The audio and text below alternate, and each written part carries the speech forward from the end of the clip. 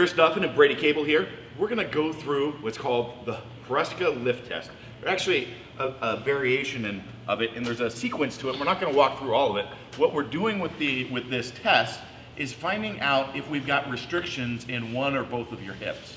And if you have and you fail this test, essentially what it means is that you're going to either, one, have difficulty with, or have loss of power in locking out the deadlift, and not be able to sustain volume while squatting. So obviously pretty significant impacts, probably gonna affect your walking and stuff like that to some level. And so what we're gonna do is we're gonna use the bench and we're gonna get into a 90-90 position here. And I'm gonna have Brady squeeze this foam roller between his legs. And then what we're gonna do here is we're gonna take and rotate the pelvis towards the rear. So we've got this anterior tilt there, or sorry, posterior tilt. There we go. And we're doing that by a little bit of crunching, but not crunching upwards. We're crunching to pull the pelvis in. Then we brace solidly. And then once we've done that, now we go through to hip extension.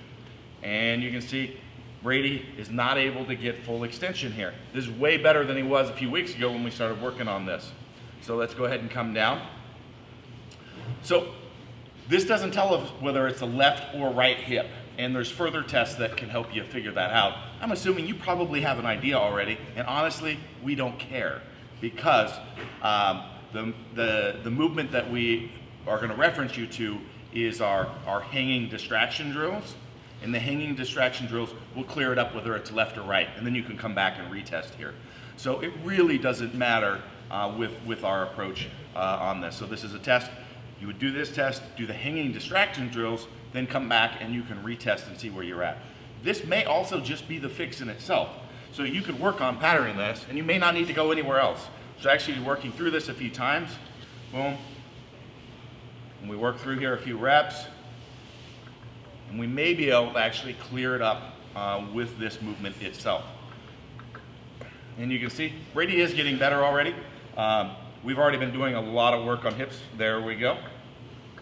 So just in this movement, boom, he's cleared up. Not fully, but quite a bit. So this is our test to see if we've got restrictions in either of those hips. Again, you're gonna watch our hanging distraction drills on how to clean those up. So thank you. Brady, you got anything you wanna add? Yeah, actually, so this is a really easy one to cheat. If you're not really tucking your pelvis hard and holding that throughout the whole movement, if you start to anteriorly tilt on the way up, it'll look like there's no problem, but holding that posterior tilt is what's going to really flush out the issue. Exactly. This is not just a glute bridge with a roller between your legs. It's really critical to get that crunch and pull the pelvis in, and then to brace solid. That's what's going to bring out those issues and let you know whether you got a problem. So don't cheat that, especially when you start doing the reps to see if you clean it up. Yes. All of a sudden you're just letting that relax, and you go, oh, I'm fine. Well, you're just relaxing. Yes. So, all right. Anything else, Brady? That'll do it. Okay.